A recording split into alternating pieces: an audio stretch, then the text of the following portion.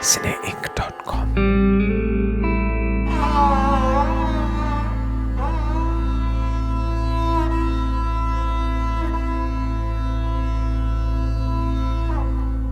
Hello, मेरा नाम हमजा नसीम अंसारी है। मैं लंदन मेट्रोपॉलिटन यूनिवर्सिटी से एमए इन डिजिटल मीडिया का स्टूडेंट हूँ। और मैं Sushmit Yadav Sunjae university Wales से बीएससी अकाउंटिंग फाइनेंस का स्टूडेंट। आज हम बात करने वाले हैं इस टॉपिक पर, जो कि साउथ एशियन कंट्रीज से स्टूडेंट्स यूके में कॉलेज और यूनिवर्सिटी में एडमिशन लेते हैं तो किस क्राइटेरिया पे वो सिलेक्शन करते हैं कॉलेजेस का। मैं शेक्सपियर और मैं Mirza Ghalib. By the way इसमें एप्पल जूस है और ये स्ट्रॉबेरी। हमारे इस शो में 5 सेक्शन है और जो भी हर एक सेक्शन को बेहतर एक्सप्लेन करेगा उसको ये लजीज एकदम स्ट्रॉबेरी खाने की इजाज़त होगी। ये स्ट्रॉबेरी तो मैं लेके जाऊंगा। cineinc.com। चलिए फिर इसी के साथ शुरुआत करते हैं। सुष्मित, एक बात बताएं, जब कोई एक स्टूडेंट यूके में एडमिशन के लिए अप्लाई करता है या उसके बारे में सोचता है तो यहाँ पे तो 50 कॉलेज हैं, 50 यूनिवर्सिटी हैं, तो किस क्राइटेरिया पे वो सिलेक्शन करेगा यूनिवर्सिटी का?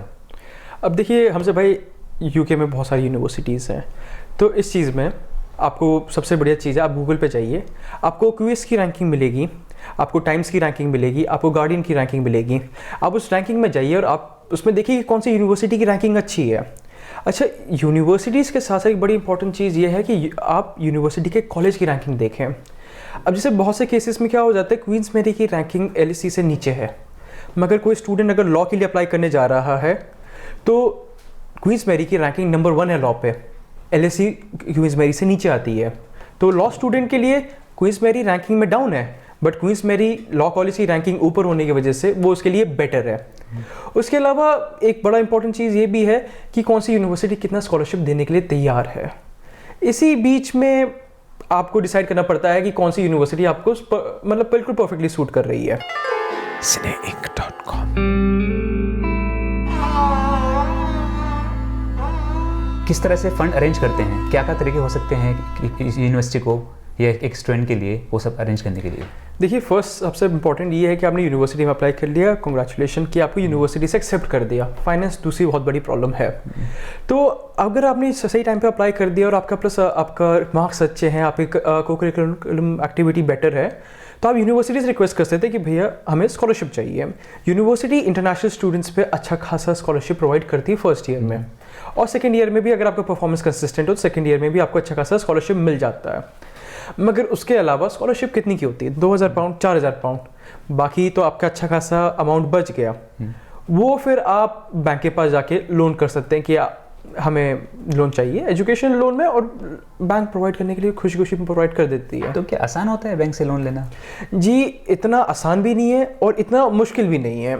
ये अब आपके ऊपर डिपेंड करता है कि आप कैसे किस बैंक के पास जा रहे हैं। कुछ कुछ जगह पे आराम से मिल जाता है, कुछ कुछ जगह मुश्किल है। जो पहला सेक्शन था आपने बहुत अच्छे से एक्सप्लेन किया, तो मैं चाहता हूँ कि मैं आपको एक स्ट्रॉबेरी दूँ। जी, बहुत बहुत शुक्रिया।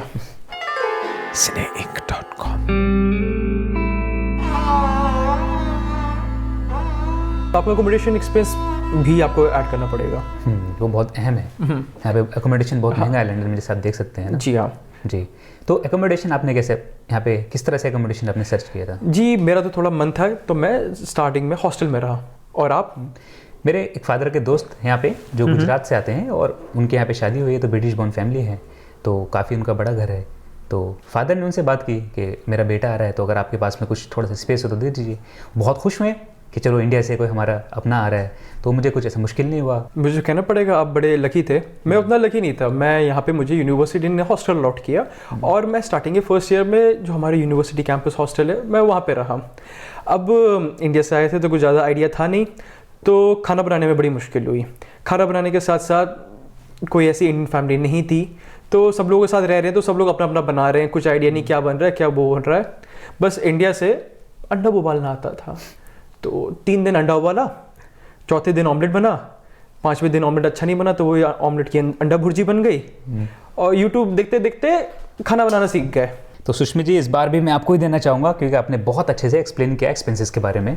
बहुत बहुत शुक्रिया आपका हमजा भाई, और ये स्ट्रॉबेरी हम दोबारा लेके जाएंगे। cineinc.com। आपने यूनिवर्सिटी चूज़ कर ली, आपको फाइनेंस भी मिल गया और आपने अकोमोडेशन भी चूज़ कर लिया, और आप यहाँ क्लासरूम में आ गए। तो आप मेरे ख्याल से साल 2017 में आए थे। जी। तो आपने तब क्या क्या परेशानी झेली थी? परेशानी तो काफ़ी होती हैं। सबसे पहले जो परेशानी मेरे सामने आई वो एक्सेंट की थी। इंग्लिश थी बट डिफरेंट एक्सेंट के साथ में। कभी कभी बहुत मुश्किल पड़ता रहा चीज़ों को समझना। जैसे कि जब मैं सबसे पहले आपको मैं छोटा सा वाक्य बताता हूँ। जैसे मैं घर पे आया तो जो मेरे आंटी के बच्चे थे वो इंग्लिश को थोड़ा डिफरेंट में बोलते थे, जैसे bro can have just glass of water.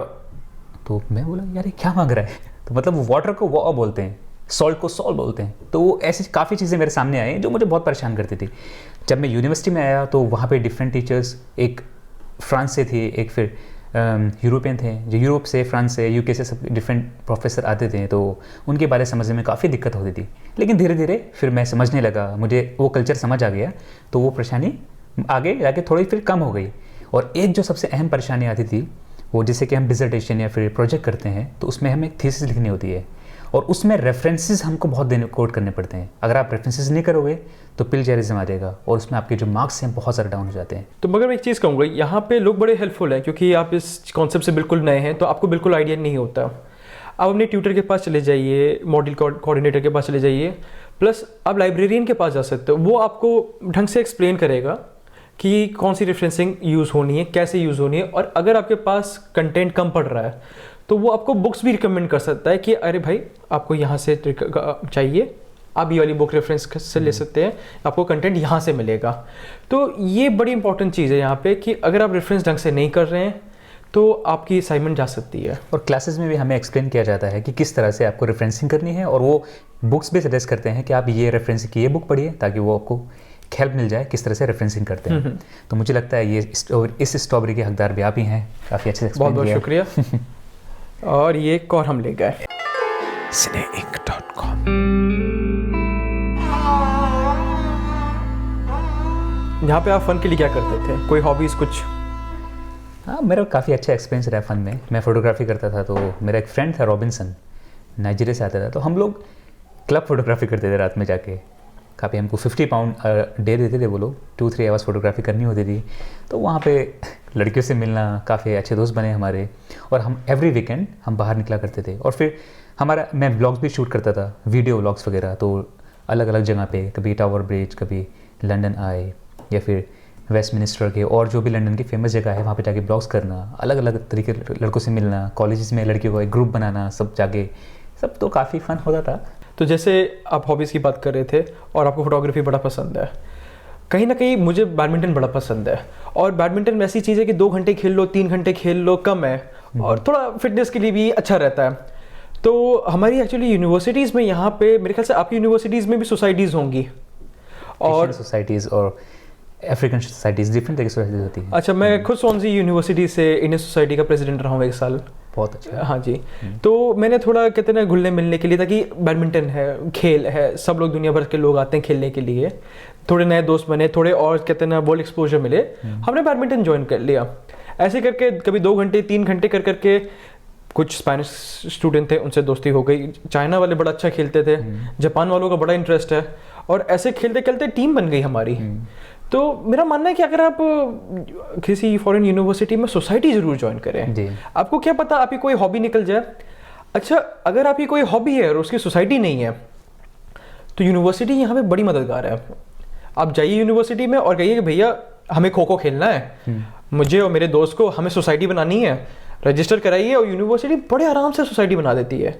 आप इंटरेस्ट हो, यूनिवर्सिटी सोसाइटी बना देगी। गुजराती परिवार के साथ रहते हुए इतना बढ़िया इंटरनेशनल दोस्त बनाना, ये बड़ा मुश्किल काम है। तो ये स्ट्रॉबेरी आपके लिए। अरे बहुत बहुत शुक्रिया जी। cineinc.com।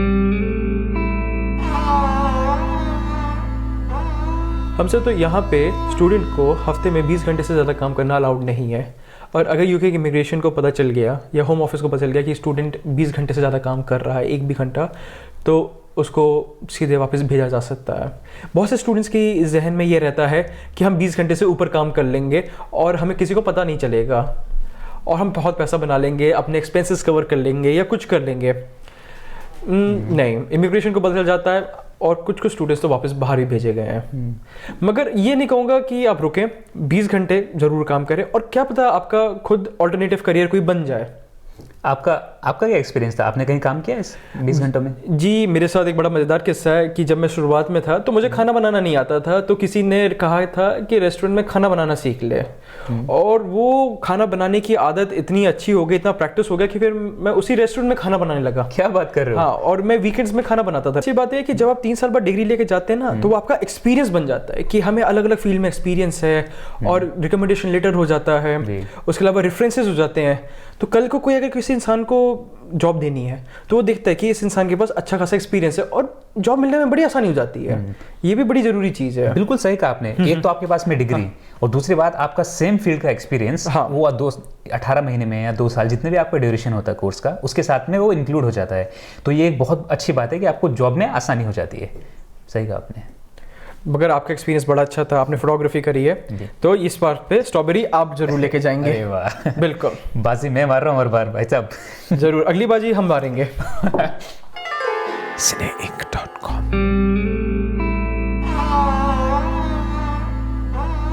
अच्छा, एक बहुत बड़ा इशू है जॉब और वर्क परमिट का। जी, मुझे कहना पड़ेगा, आपने बड़े इंपॉर्टेंट टॉपिक पे बोला है।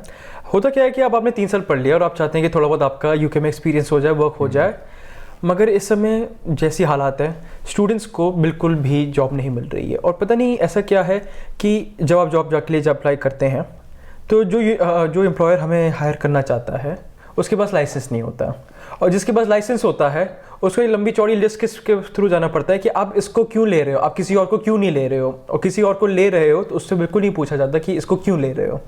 तो ये थोड़ी जो पॉलिसी है ये हमारे अगेंस्ट है। अच्छा, इस चीज़ में थोड़ा मैं गवर्नमेंट को भी कुछ कहूँगा कि अभी यहाँ पे लिस्ट जारी हुई थी लो रिस्क स्टूडेंट में, उसमें ज़्यादातर स्टूडेंट्स कंट्रीज़ जैसे चाइना इंक्लूडेड है, इंडिया का कहीं पे नाम भी नहीं है। तो इसलिए जो स्टूडेंट्स यहाँ पे सोच रहे हैं वर्क परमिट का, पहले से हालात और ज़्यादा मुश्किल होते जा रहे हैं। Prime minister Narendra Modi UK आए थे तो उन्होंने प्राइम मिनिस्टर थेरेसा मे से मीटिंग की थी और शायद उसमें ये बातें सामने निकल के आई थी कि वो वीज़ा का जो मामला है वहाँ पे डिस्कस करेंगे। उसके बावजूद भी अभी तक कोई हल नहीं निकला है। भारत को अभी भी उससे निकाल फेंक दिया गया है, अलग रखा गया है। जी, ये तो आपने बात बिल्कुल सही कही। अब प्राइम मिनिस्टर मोदी आए, उन्होंने बातचीत करी और कुछ भी नहीं, कोई हल नहीं, कोई कुछ नहीं। और मेरे ख्याल से उनके बातचीत ना करने की वजह से मामला हमारे लिए और ज़्यादा बिगड़ता जा रहा है। अगर ये लोग अपना पोस्ट स्टडी वीज़ा खोल दें तो ये हमारे इंडियन स्टूडेंट्स के लिए बड़ा बेनिफिट हो सकता है, क्योंकि वो अच्छा खासा लोन लेके आते हैं। जैसे हम फाइनेंस पे बात कर रहे थे, तो उनको फाइनेंस के लिए अच्छा खासा उनको हेल्प मिल जाएगी। उसके अलावा यहाँ की देश के लिए, क्योंकि उनको यहीं की ही पढ़ा लिखा स्टूडेंट, यहीं पे ट्रेंड, यहीं पे सब कुछ करा हुआ, उनको रेडीमेड मिल रहा है। तो ये कहते हैं ना, एक तरीके की विन विन सिचुएशन है। मगर थोड़ा अभी बात हमारी, कहते हैं ना, देश ढंग से वकालत नहीं कर पाया और जिसका कहीं ना कहीं हमें सफ़र करना पड़ रहा है। हाँ, और ये बात भी है कि जैसे हम जैसे स्टूडेंट यहाँ पे अगर 2 साल का वर्क परमिट मिलता है तो हम भी काफ़ी सीखते हैं और हमारा जो करियर अपॉर्चुनिटीज़ है वो बहुत ज़्यादा बढ़ जाती है ना। जी, आपने बिल्कुल सही कहा। चलिए, इसके साथ में स्ट्रॉबेरी तो यहाँ पे बहुत सारी हैं, तो मैं चाहूँगा कि एक आप ले लें, एक मैं ले लें। जरूर, तो एक आप लीजिए और एक हम लेते हैं। cineinc.com।